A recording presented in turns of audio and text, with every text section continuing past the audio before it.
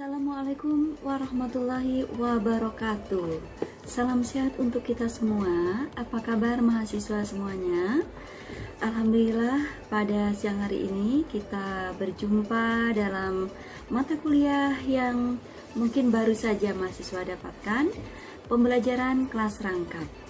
Mudah-mudahan mahasiswa semuanya sehat, ceria, dan semangat untuk mengikuti mata kuliah ini. Sebelumnya, perkenalkan dulu, saya dosen di mata kuliah pembelajaran kelas rangkap ini, Ibu Siti Nur Hidayati, atau lebih familiar, panggil saja dengan Ibu Inung.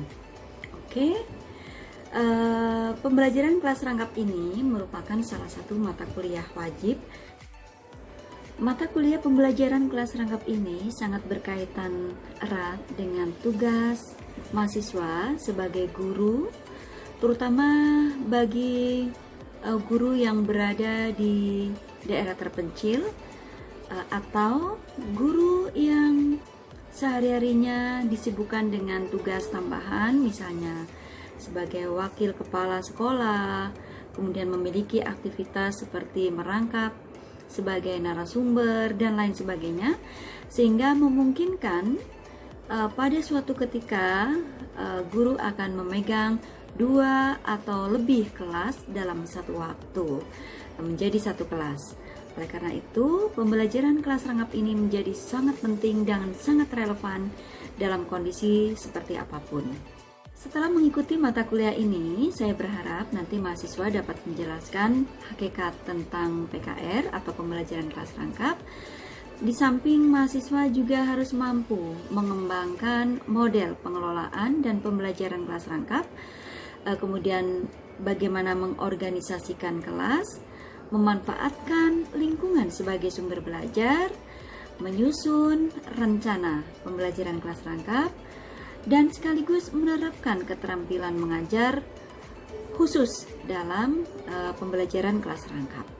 Sering ditemukan oleh sebagian besar guru bahwa ketika terjadi penggabungan 2 kelas atau lebih, guru lebih banyak memberikan tugas-tugas yang kemudian ditinggal. Guru hanya akan menunggu satu kelas saja, atau dua-duanya, beberapa kelas yang digabung tadi itu ditinggal dengan situasi peserta didik mengerjakan tugas-tugas saja. Nah, untuk menghadapi situasi yang demikian, tentu saja mahasiswa harus membekali diri dengan berbagai macam strategi, model pembelajaran, metode pembelajaran, sampai kepada teknik penyampaian dari metode tersebut. Ditinggal begitu saja mengerjakan soal atau mengerjakan tugas tanpa panduan, tanpa bimbingan, tanpa pendampingan dari Bapak Ibu guru, tentu hal ini akan sangat menyulitkan peserta didik.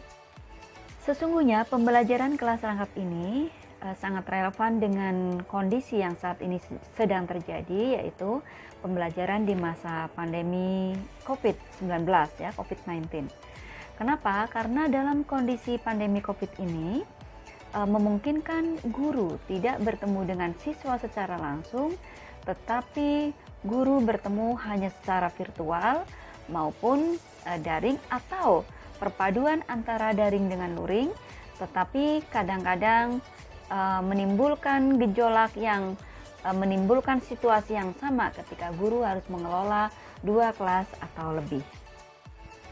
Mari kita lihat kondisi atau fakta yang terjadi di negeri kita, bagaimana terjadi disparitas yang begitu kental, baik dari sisi demografis, geografi, kemudian pemerataan perolehan pendidikan. Mari kita lihat fakta yang terjadi. Kita melihat di beberapa daerah di Indonesia masih sering terjadi seperti ini. Peserta didik atau anak-anak kita sulit mengakses pendidikan atau pembelajaran, bahkan dengan kondisi yang sangat memprihatinkan. Tempat belajar yang kurang nyaman dan fasilitas yang sangat memprihatinkan. Lihatlah bagaimana mereka menuju ke tempat belajar. Mereka harus mengarungi sungai, menyusuri jembatan yang sangat membahayakan, fisik mereka. Sungai yang membentang terkadang mengharuskan mereka mengangkat baju tinggi-tinggi dan mengangkat buku-buku serta menelusuri jembatan yang hanya tali yang dibentangkan. Belum lagi problematika akibat gempa, akibat musibah alam, akibat bencana alam, atau bahkan akibat kerusuhan yang terjadi di suatu daerah, memungkinkan akses pembelajaran menjadi sangat terganggu.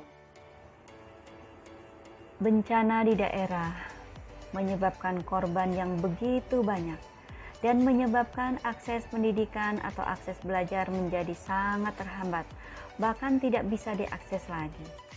Kebutuhan akan belajar tidak bisa berhenti meskipun menjerit karena susahnya akses, kelaparan, keterbatasan tempat, dan akses yang sulit dijangkau. Toh pembelajaran harus tetap berjalan. Lihatlah betapa hal semacam ini sangat berakibat terhadap korban peserta didik yang seharusnya nyaman belajar di dalam ruangan, nyaman belajar di dalam kelas-kelas, menjadi sangat terhambat. Belum lagi problematika bagaimana banyaknya anak-anak yang membutuhkan perhatian khusus. Anak-anak yang berkebutuhan khusus ini tentu harus mendapatkan hak yang sama dalam pendidikan. Bakat dan potensi yang mereka miliki tentu saja tidak bisa dibiarkan begitu saja tanpa pendampingan. Mereka tetap harus belajar untuk mengakses pendidikan yang lebih layak untuk mereka. Oke, baiklah, untuk pertemuan hari ini kita cukupkan. Dan sebelum perkuliahan kita tutup, saya ingin mengingatkan kembali, jangan lupa isi link absen yang sudah ada di LMS, di Learning Management System, dan jangan lupa tugas-tugas akan kita diskusikan di dalam LMS. Jangan lupa jaga kesehatan, tetap semangat, dan selalu bahagia. Mari kita akhiri perkuliahan kita dengan membaca hamdalah alhamdulillahirabbil alamin. Wassalamualaikum warahmatullahi wabarakatuh.